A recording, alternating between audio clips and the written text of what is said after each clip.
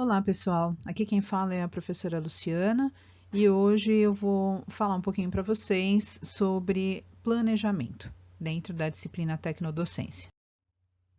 Então, o que é o planejamento, né? A gente precisa ter em mente que para planejar alguma coisa, a gente precisaria pensar em um problema. Então, se eu não tenho um problema, não há necessidade de planejamento. Mas não necessariamente você precisa ter um problema a resolver, mas você pode ter uma situação na qual você quer participar e se organizar para poder desempenhar melhor, né, uma tarefa, tá certo? Então, o problema pode ser visto nesse formato. Quando você entende, né, qual é o objetivo que você quer alcançar, você precisa primeiro analisar a realidade onde você está, para poder entender de que forma você pode resolver esse problema ou se organizar melhor para poder alcançar o que você quer em termos de objetivo. Na sequência, você precisa discutir como resolver esse problema, né? E aí vem a questão de organização. Na sequência, você precisa decidir qual é a melhor alternativa que você vai adotar. E depois que você decidir, é que você vai agir para que a coisa realmente aconteça. Então, quando você for planejar, é importante você ter em mente essas perguntas e tentar respondê-las. O que eu pretendo alcançar? Em quanto tempo pretendo alcançar? Como posso alcançar isso que pretendo? O que fazer e como fazer? Quais os recursos necessários? O que e como analisar a situação para verificar se o que pretendo foi alcançado? Então, responder a essas perguntas te ajuda a pensar de que forma você vai se organizar para fazer esse planejamento e quais são os elementos que vão compor esse planejamento. Quando a gente traz a ideia para o âmbito educacional, a gente tem aí vários tipos de planejamento que são utilizados e desenvolvidos para que a gente possa chegar até o planejamento de aula, que é aquele que pertence mesmo, que está nas mãos do professor. Mas a gente inicia com um planejamento bem amplo, que é o planejamento educacional. Quem geralmente faz esse tipo de planejamento é o MEC, então é o governo federal, né? E ele dita as regras que as escolas precisam seguir, tá certo? Inclusive, com o BNCC, com os PCNs, né? A gente também tem as diretrizes maiores do que a gente precisa pensar em termos de currículo para a instituição. E aí vem o planejamento curricular. Quem faz o planejamento curricular é a instituição, seja a instituição pública ou privada, né? Por exemplo, a gente na UFC tem um planejamento que fica junto à Prograde. A gente precisa seguir as regras da Prograde dentro do planejamento que eles fazem, certo? E dentro de cada curso, a gente tem também os planejamentos. Então, os sistemas de mídias digitais, por exemplo, têm o seu planejamento curricular, né? A biologia, química, física, matemática, história, letras, cada um tem o seu planejamento curricular, né? Para poder elencar aí quais as disciplinas, de que forma vai ser trabalhado, quais são os recursos a serem utilizados, tá bom? Esse planejamento curricular, ele depende do planejamento educacional. Quando a gente chega no planejamento de ensino, ele também vai depender desse planejamento curricular que foi feito anteriormente pela instituição. Mas no planejamento de ensino, a gente já tem coisas mais vinculadas aos próprios cursos, né? No caso da universidade. Mas no caso das escolas, a gente tem um planejamento mais vinculado à instituição escolar mesmo, né? Então, Farias Brito, Ari de Sá, Master, eles têm o seu planejamento de ensino, né? Enquanto instituição. E aí, esse planejamento de ensino, ele vem descendo, né? Então, você tem o planejamento de curso, né? Que é o planejamento mais geral, mas tem o planejamento de unidade, né? O planejamento de curso também ele pode ser vinculado ao planejamento da disciplina, e aí dentro daquela disciplina existem várias unidades. No caso das escolas, elas são divididas por bimestre, mas na universidade a gente trabalha semestralmente, né? Normalmente, então esse planejamento da unidade ele fica disponível dentro da disciplina, né? E a gente tem o micro de tudo isso, né? Eu diria o átomo de todas as coisas, né? Que é o planejamento de aula, que é aquele que o professor vai elaborar quando ele vai se deter a uma determinada aula dentro daquela disciplina que ele está se propondo a ministrar ou a desenvolver, tá bom? Então, o planejamento de aula ele tem que ser pensado aula a aula. Você pode fazer todo logo no início do processo, ou você pode ir elaborando o seu planejamento conforme as aulas forem acontecendo. No planejamento de aula, a gente tem esses elementos que estão elencados aqui. A gente precisa pensar num tema central para a aula, precisa pensar nos objetivos que a gente quer alcançar, o conteúdo que a gente vai ministrar naquela aula. Então, às vezes a gente confunde porque, por exemplo, vou falar de matemática, que é a minha área. Eu quero trabalhar com função, mas função é uma coisa tão ampla, tão grande, né, que eu não vou conseguir trabalhar com função em uma aula só. Então, eu tenho que dividir esse conteúdo de função em partes menores. Então, por exemplo, em uma ou duas aulas, eu poderia falar de função polinomial do primeiro grau, né? Em duas ou três aulas, eu poderia falar de função polinomial do segundo grau, tá certo? Então, eu preciso pensar que esse meu conteúdo específico, mesmo sendo dentro da matemática, ele também já é bastante grande para uma aula. E aí eu preciso delimitar esse conteúdo para uma aula e saber o que eu vou estar trabalhando nessa aula, tendo em vista o que eu vou estar fazendo no todo. Os procedimentos, então, o que eu vou fazer metodologicamente, né? Os recursos que eu vou utilizar para que essa aula aconteça e de que forma eu vou avaliar a aprendizagem dos alunos. Então, esses elementos são elementos centrais que a gente precisa ter em mente quando vai fazer um planejamento de aula. Eu coloquei aqui um modelo que quase não dá para entender, né? Mas esse modelo vocês vão ver bem de pertinho no documento compartilhado, tá certo? Nesse primeiro momento dessa semana, vocês vão estar preenchendo a primeira parte, né, desse planejamento de aula que eu vou já mostrar para vocês com detalhes. E a segunda parte, que é a parte de baixo, vocês vão estar montando na próxima semana, tá certo? Então, fiquem atentos porque essa parte do planejamento ela se divide em duas partes. Então, tem aí o cabeçalho, que eu nem contabilizei na minha fala anterior, tá certo? Mas a gente coloca aí o nome dos professores, que vão estar trabalhando de forma interdisciplinar, a data que você vai fazer com que a aula aconteça, e você pode inserir aí a série dos alunos com os quais você vai estar trabalhando. Nas informações gerais, vocês vão colocar aquelas informações iniciais, né?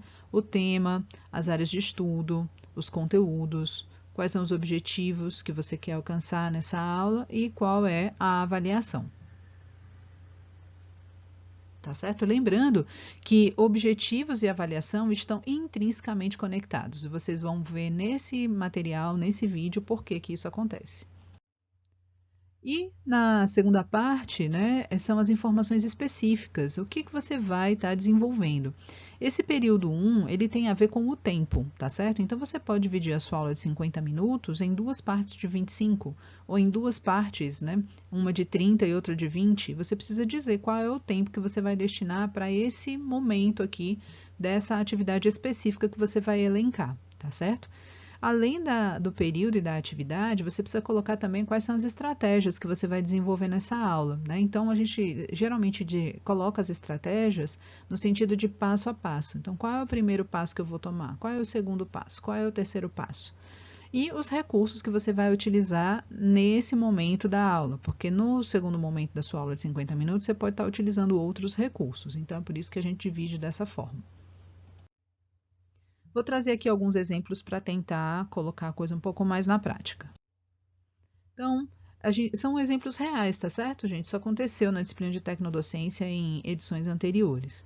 Então, um grupo, por exemplo, optou pelo tema música, e as áreas e conteúdos eram essas. Trabalharam com fisiologia humana na biologia, com análise da linguagem em letras, com acústica na física e com design de interfaces gráficas no SMD. E as atividades, assim, em linhas gerais, tá certo? É claro que elas foram muito mais esmiuçadas do que está aqui, né? Mas a ideia era mostrar um infográfico para os alunos compreenderem a relação entre as áreas, né? Então, os professores, digamos assim, em formação, né? Os licenciandos e o do SMD. criaram esse infográfico, apresentaram para os alunos, discutiram os conteúdos e eles solicitaram como atividade dos alunos que eles construíssem seus próprios infográficos, né, levando em consideração a fisiologia humana, a análise da linguagem, a acústica e o design de interfaces gráficas. O segundo exemplo foi como tema a chikungunya, né? Teve uma época que estava na moda, né? E todo mundo pegando essa doença, ainda bem que agora deu uma parada com essa e infelizmente chegou outra, né? Mas as áreas e conteúdos trabalhados foram esses aqui: meio ambiente da química, design do SMD, estrutura óssea do pessoal da dança e origem da palavra em letras. Eles, enquanto atividade, né, utilizaram um vídeo para que os alunos identificassem os elementos de cada área. Então, eles desenvolveram esse vídeo para essa função e depois eles solicitaram que os alunos construíssem os seus próprios vídeos, mostrando os elementos de todas as áreas diante desse tema da chikungunya. Muito bem, então, em termos de plano de aula, é isso que vocês precisam saber. Agora, para vocês construírem os objetivos do plano de aula, aí a gente precisa parar e conversar um pouquinho mais. É isso que eu vou fazer com vocês agora. Vou explicar como é que a gente constrói objetivos, levando em conta a taxonomia de Bloom e levando em conta algumas dicas que são fundamentais para a gente pensar em objetivos de plano de aula, porque ele se diferencia dos objetivos de outros planejamentos, tá certo? Então, vamos lá. Na taxonomia de Bloom, Bloom é o nome de uma pessoa, certo? Ele desenvolveu seus trabalhos mais ou menos na década de 50 e teve o seu marco na década de 60, mas até hoje essa taxonomia é extremamente ou amplamente utilizada, tá bom? Quando ele desenvolveu essa proposta de taxonomia, ele pensou nas habilidades cognitivas superiores, certo? E colocou uma hierarquia nessas habilidades, que vão da memorização até a avaliação. Então, ele coloca que memorizar é uma ação mais superficial enquanto habilidade cognitiva, né? E vai seguindo até chegar ao nível da avaliação, que é uma habilidade mais profunda nessa cognição da mente humana, tá bom? Então, eu vou mostrar para vocês quais são os verbos que vocês podem utilizar dentro dessas habilidades cognitivas. A primeira, como eu falei, é a memorização. E a ideia é lembrar e reproduzir com exatidão alguma informação. Então, se você quer que seu aluno se lembre e reproduza com exatidão alguma informação, você vai então usar os verbos que estão nesse nível, que pode ser citar, definir, escrever, identificar, listar, nomear, rotular. Mas pode ser qualquer verbo que esteja vinculado a essa ideia. Eu coloquei um site onde vocês podem ter mais opções de verbo para utilização, mas geralmente o identificar é o mais utilizado, o citar, né, é bastante utilizado também. Indo na hierarquia, a gente vai então para o segundo nível, que é da compreensão. Então, o que é compreender? É converter materiais de um formato para outro, justificando métodos e procedimentos. Então, o aluno pode querer converter, ou você quer que ele converta do verbal para o visual, ou do verbal para o matemático, tá certo? Quando você faz isso, você está pedindo para o aluno descrever, ele vai interpretar, ele vai explicar, ele pode ilustrar, ele pode resumir. Quando você solicita que o aluno faça esse tipo de coisa, você está acionando aí essa habilidade da compreensão, tá bom? A aplicação é o terceiro nível, né, em termos de habilidades cognitivas. O que é aplicar? É utilizar os conhecimentos aprendidos para resolver problemas ou situações novas. Então, se você quer verificar se o seu aluno está conseguindo fazer isso, então você vai pedir para ele fazer o quê?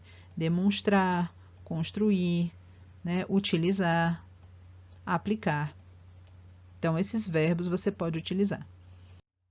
Quando você vai trabalhar com a análise, né, você vai pedir para os alunos o quê? Separarem a informação em elementos componentes e estabelecer relação entre as partes.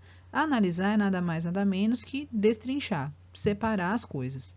E aí você pode usar o próprio verbo analisar para isso, mas você pode usar também o categorizar, o comparar, o detalhar, o diferenciar, o relacionar, tá certo? Isso aí útil para que você possa pensar de que forma você pode escrever seu objetivo. Quando você vai para o quinto nível da síntese ou da criação, a ideia é criar algo novo por meio de abstrações e generalizações das informações. Então, você pode pedir para os alunos compararem, criarem, desenvolverem, elaborarem, inventarem, planejarem, produzirem. Quando você está pedindo para eles fazerem essas coisas, então você está solicitando que eles criem algo novo e trabalhem com a ideia da síntese, que já é algo bem mais profundo do que a simples memorização. E por fim, a gente tem a questão da avaliação. A avaliação é confrontar dados, informações, teorias e produtos com um ou mais critérios de julgamento. Então, quando você pede para que eles avaliem alguma coisa, você pode usar o verbo avaliar, mas você pode utilizar também o verbo criticar, decidir, justificar, tá certo? Que são verbos mais comuns quando a gente faz planejamento de aula, ok? Então, esses são os 6 níveis que a gente tem da taxonomia de Bloom. Tá aqui o site que eu falei para vocês, vocês podem entrar aqui e verificar se existem outros verbos que chamam mais a atenção de vocês para utilizar no planejamento de aula que vocês vão estar desenvolvendo essa semana. Mas os objetivos também precisam ser elaborados não só com a ideia do verbo no infinitivo, né? E saber qual é o verbo adequado para aquilo que você quer solicitar dos seus alunos. Mas existem algumas dicas que são importantes e eu vou apresentar agora. A dica 1. Indicar os comportamentos dos alunos e não o comportamento dos professores. Por favor, gente, tomem cuidado, porque não pode dizer o que você quer em termos de objetivo para você.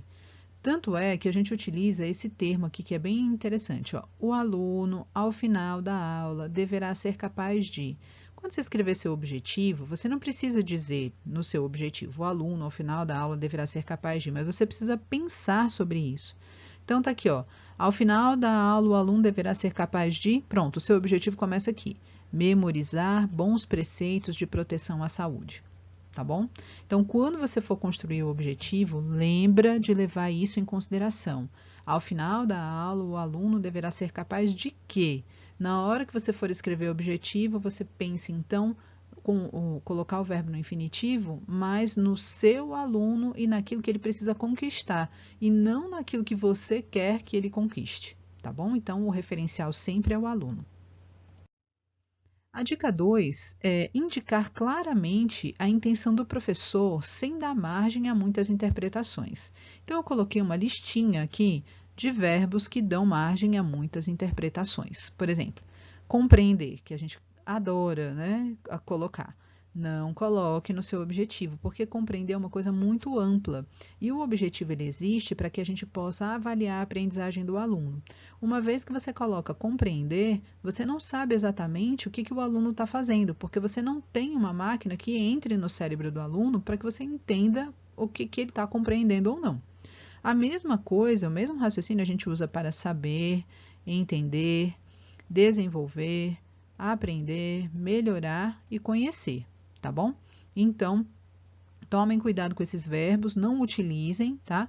Utilizem outros que estão elencados lá no material anterior, para que vocês escrevam um objetivo mais palpável. E aqui também tem uma listinha dos objetivos que deveriam ser utilizados. Por exemplo, identificar.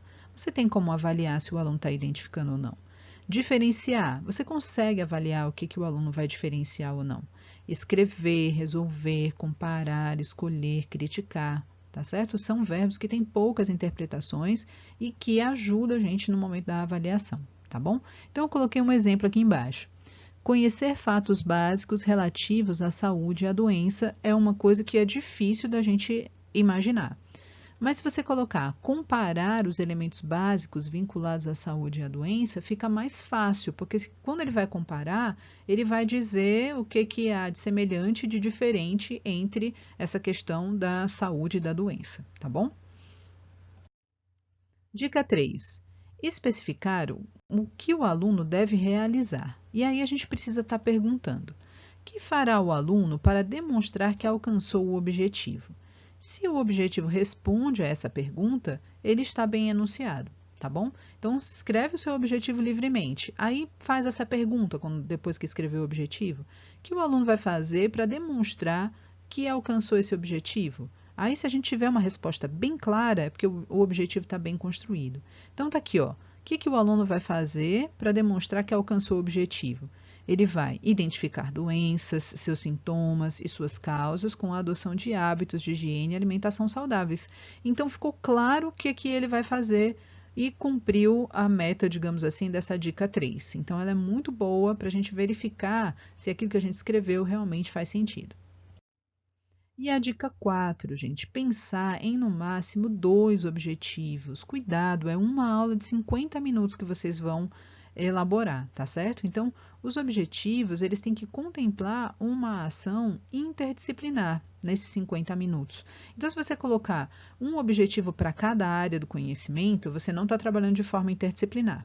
Se você colocar 4, 5 objetivos, você não vai dar conta de cumpri-los todos em uma aula de 50 minutos. Então, pensa em apenas 2 objetivos, já colocando a interdisciplinaridade dentro da proposta do objetivo.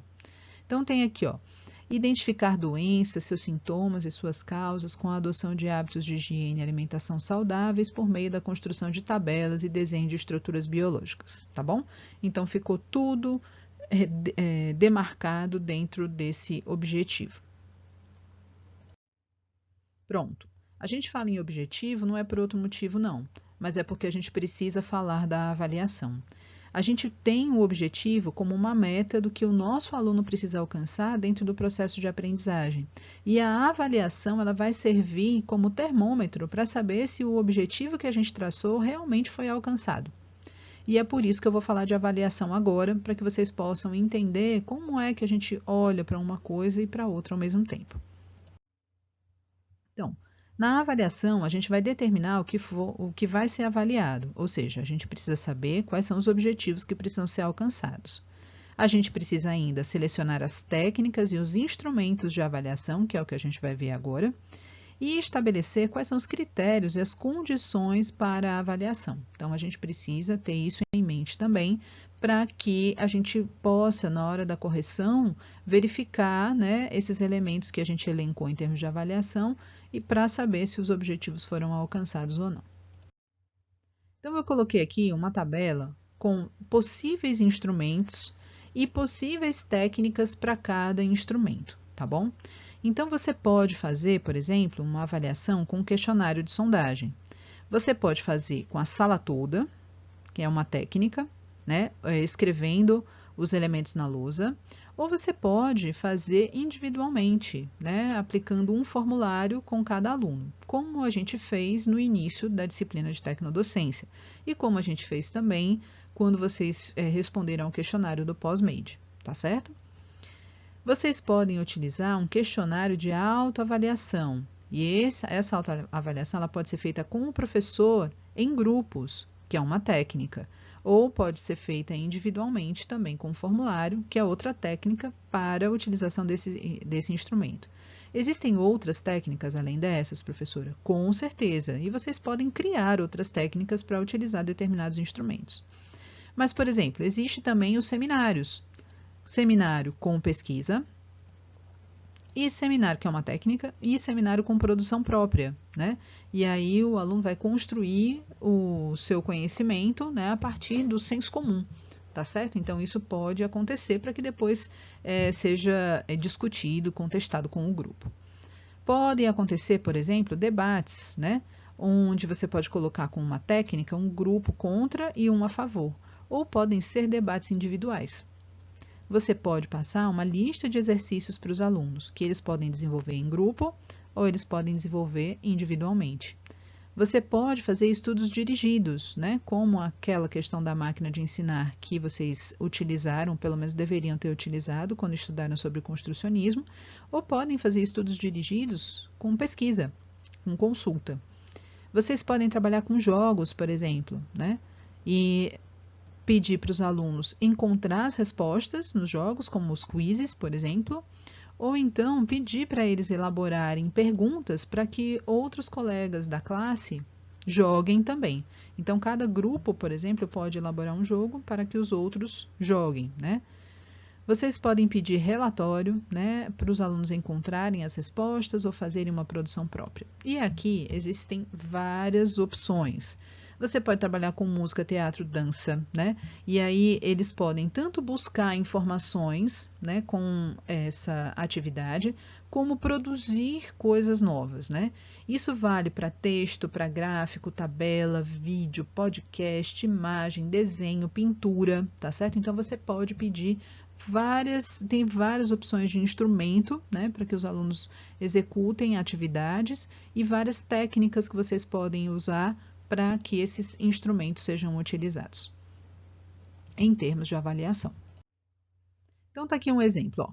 Se o objetivo é identificar doenças, seus sintomas e suas causas com a adoção de hábitos de higiene e alimentação saudáveis por meio da construção de tabela e desenho de estruturas biológicas, o que a gente tem, então? O instrumento vai ser uma tabela, tá certo? E qual é a técnica? A elaboração em grupo no Excel. Esse Excel pode ser aquele residente no computador ou a gente pode utilizar o Excel da nuvem, que não é Excel, né? É planilha eletrônica do Google, tá bom? Aí, quais são os critérios de avaliação, que é uma coisa muito importante? A relação, né, entre sintomas, causas, higiene e alimentação. Então, eu quero saber se eles estão conseguindo relacionar essas 4 coisinhas aqui, né? E aí, eu mostrei o que pode ser construído. Os alunos podem construir uma tabelinha no Excel, colocando o nome da primeira doença, o nome da segunda doença, o nome da terceira doença que foram trabalhadas na aula. E aí, os alunos podem colocar os sintomas de cada doença, a causa de cada doença, a higiene necessária para evitar cada doença, a alimentação necessária para evitar cada doença. E aí, a partir dessa construção, a gente pode verificar como é que os alunos estão relacionando essas coisas, porque na construção de tabelas, eles podem também apresentar essa tabela para o grupo, né, e explicar qual é a relação, e aí a gente pode observar não só na tabela, como também na forma da fala deles, né? Então, isso também precisaria estar elencado em termos de avaliação. Outro tipo de avaliação para esse mesmo objetivo. O instrumento, a gente está utilizando um desenho. A técnica é a elaboração em grupo no Paintbrush, por exemplo, ou em qualquer outro lugar que se possibilite o desenho. E qual é o critério? A representação visual do agente patogênico das doenças, né? Então, o que o aluno vai fazer? Ele vai desenhar, por exemplo, aqui, tentar desenhar, né, um vírus, tá certo? E aí, eu estou nessa representação visual verificando se alguns elementos do objetivo, né, foram atingidos, tá certo? Então, é outra forma de você fazer acontecer. Então, veja o quão importante é a avaliação para que a gente possa saber se o objetivo está sendo alcançado ou não.